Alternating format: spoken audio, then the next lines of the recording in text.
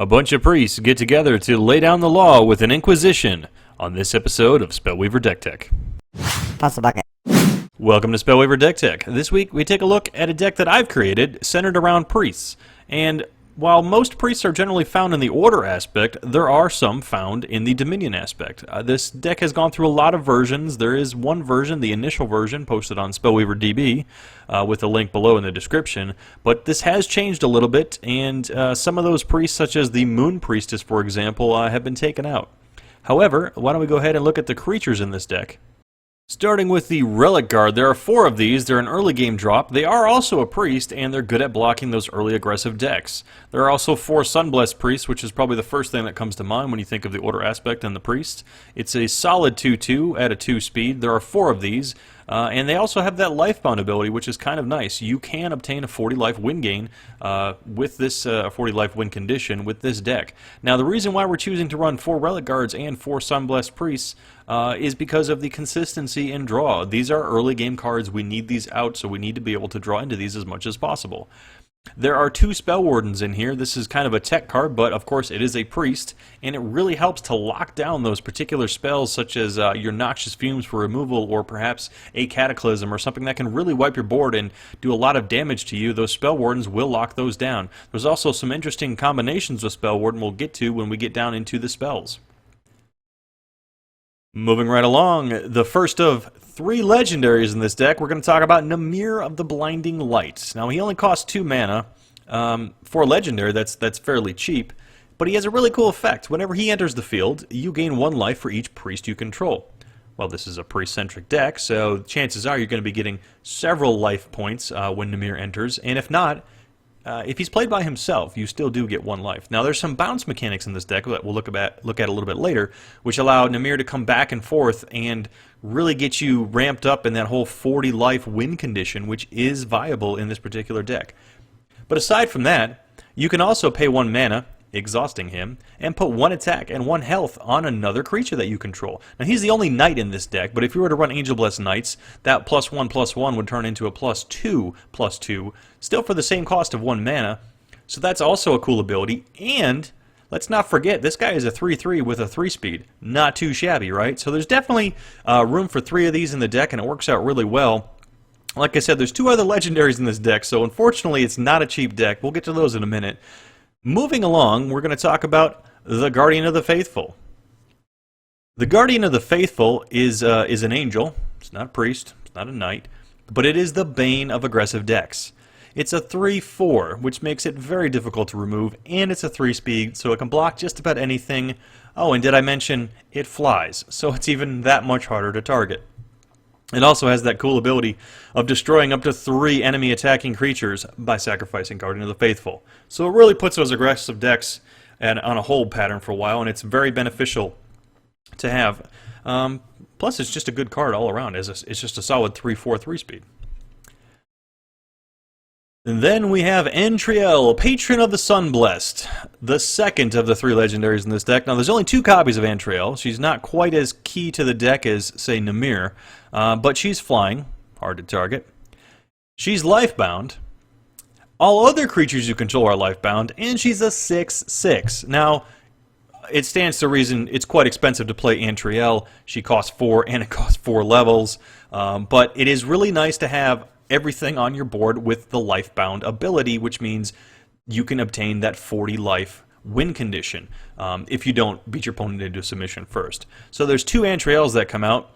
There's only 2 because it's just a really big end late game creature should you go late game against a very controlling long running game per se. And since we're talking about legendaries, why don't we talk about the 3rd legendary? Ladies and gentlemen, everyone's favorite legendary, Lord Karthus the Death Speaker, the exact opposite of Antriel. She costs 2 order and something else. He costs 2 corruption and something else. Now, we're going to talk about Dominion here, which is kind of the bane or the opposite of order, right? In some way, shape, or form. But Lord Karthus works in here. He's not in the original Spellweaver DB version. However, when you look at these 2 legendaries, probably the best in the game, Antriel hits the board as a 6/6, gives everyone else lifebound, and has a continuing effect. Lord Karthus, when he hits the board, allows you to immediately remove something, but then kind of has a passive effect on the board afterwards. So you don't really use Lord Karthus to do a lot of attacking because you don't want to lose him. But there is also the added benefit of some of the bounce mechanisms that we're going to talk about, which allow Lord Karthus to come back and forth, and whenever he enters the field, destroy yet another enemy creature. So there's a lot of lifebound in here, and there's a lot of removal in this particular deck. It's definitely a late game deck, and it's very controlling. But I find that 2 Lord Karthus and 2 Antriel do work rather well in this deck. Okay, so now we've talked about all the expensive legendaries. Why don't we go back and fill in the gaps on the creatures? What we haven't talked about yet are 4 Shadow Step Assassins. There are 4, for the same reasons we run 4 Relic Guards and 4 Sunblessed Priests. We want these out in the early game. The Relic Guard is there for blocking. It doesn't kill anything, but it does put a halt to some of those aggressive decks. The Sunblessed Priest is there to potentially do some creature trading and give ourselves a little bit more life, buy ourselves a little more time. And then Shadow Step Assassin is here because it's a 3-speed, 1/2, but it's deadly, so it can take out just about anything, really. Then we're going to talk about the Bloodwell Matriarchs, the last of the creatures in this particular deck. Bloodwell Matriarch is a Naga Priest. I've gone back and forth with having this card in my deck. Sometimes you find she works well, sometimes she doesn't. It's technically a tech card, if you will, but it's a 1/4, so it's very difficult to remove.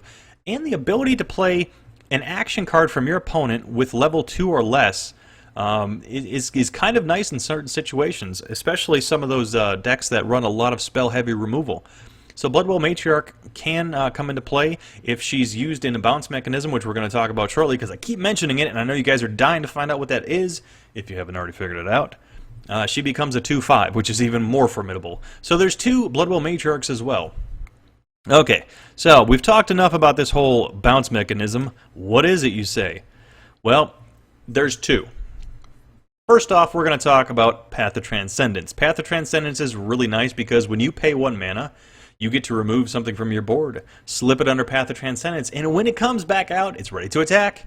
And it has +1/+1. Essentially, it has an extra Might emblem on it. Now, the cool thing is, there are other combinations that you can use. For example, if you bounce Lord Karthus, every time he comes out from under Path of Transcendence, you get to reactivate his Destroy Enemy Creature ability. If you look at something like a Spell Warden, if you put Spell Warden under Path of Transcendence, it effectively mills the spell that Spell Warden was holding on to, and allows you to choose yet another spell from your opponent's deck. So there's a lot of cool, interesting bounce mechanisms that can work with Path of Transcendence, plus it's putting a Might emblem on these creatures as well. And then there's Instill Life. Instill Life pulls up to 2 creature cards for the cost of 3 mana. You get up to 2 creatures that cost 2 mana or less from your graveyard.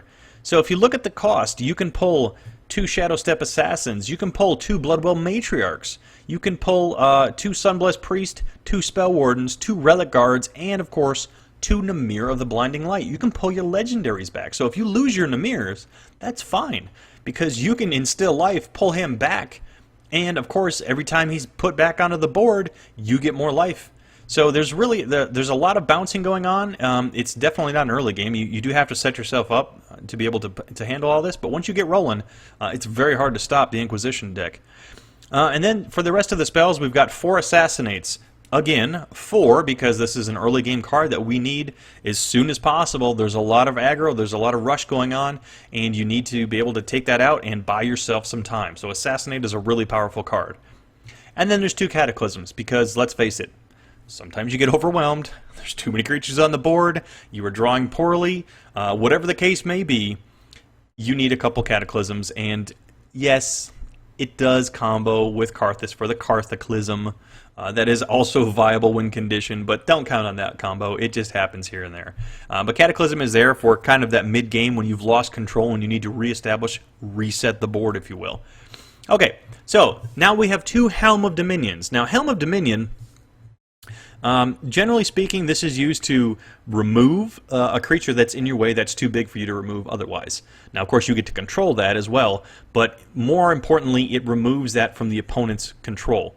Temporarily, unless it's removed, temporarily, if it is removed with an artifact removal, it goes back to your opponent. However, if you have something controlled with the Helm of Dominion and you bounce it under Path of Transcendence, when it comes back out, you legitimately own that creature now. It's yours. It cannot go back to its original owner. Now you do lose the helm, of course, but you also lose the weakness emblem that helm puts on that creature. So you can use the helm to control something rather large, bounce it with Path of Transcendence, that creature is now yours. There's another thing that you can actually do with Helm of Dominion, and we're going to talk about that with the skill shrines next. There are 3 Stronghold of the Metropolis. If you're not really too concerned about keeping that creature, you can steal it with Helm of Dominion and then sacrifice it. And when you use the Sell to Slavery, you draw a card by sacrificing your opponent's creature. So yet another use for the Helm of Dominion. Now, there are 3 Stronghold Metropolis in here because we really want this card. We need it as soon as possible because this is actually one of our card draw mechanics. Why do you say that? Well, in addition to the Stronghold Metropolis, we also have Alexa the Battle Maiden. Now, I didn't talk about the hero that we chose, and why did I choose the basic Alexa? Because for 2 mana, every other turn, I can summon a militia creature onto the field. Now, the initial version of this deck actually used Devious Plots because I could target that 1/1 militia, that token creature, select Devious Plot, and remove anything on my opponent's board. While that is a nice combo, and it may work in some decks, after a while, and after some talk with some of the other top Spellweaver players, actually, I pulled the Devious Plot out, so it's still valuable, but that token creature is now simply targeted for Stronghold Metropolis. So every other turn, I'm summoning a militia creature, and then for 0 cost, I'm selling it to slavery, sacrificing that card, and I'm drawing a card. Do you see where I'm going with this? This is essentially the Darius hero power, basic Darius, 1 cost cheaper. So it works out really well. So that's why there are 3 of these in here, because it's your card draw mechanic, and you need to get this skill as soon as possible. Now, in addition to that, there's also 2 Cathedral of the Knights, because we're running Dominion, and it's a great skill. You should always have Vampiric Touch. It's great. You put a weakness emblem on a creature, and you get 2 life from it. That's awesome. There's a lot of ways that you can target that 3/3, for example. You target that with the Cathedral of the Night, it becomes a 3/2, and then, oh, look at that. You can now assassinate that 3-attack creature because it's a 2-attack creature. That's just one of the many uses for Vampiric Touch. And then to round it off, we've got 7 other basic Dominion shrines and 9 other Order shrines. So there you have it, folks. The priests have ganged up and caused an Inquisition in Spellweaver. Thanks for watching. If you got any questions, post in the comments below. I'll see you on the boards. Ready.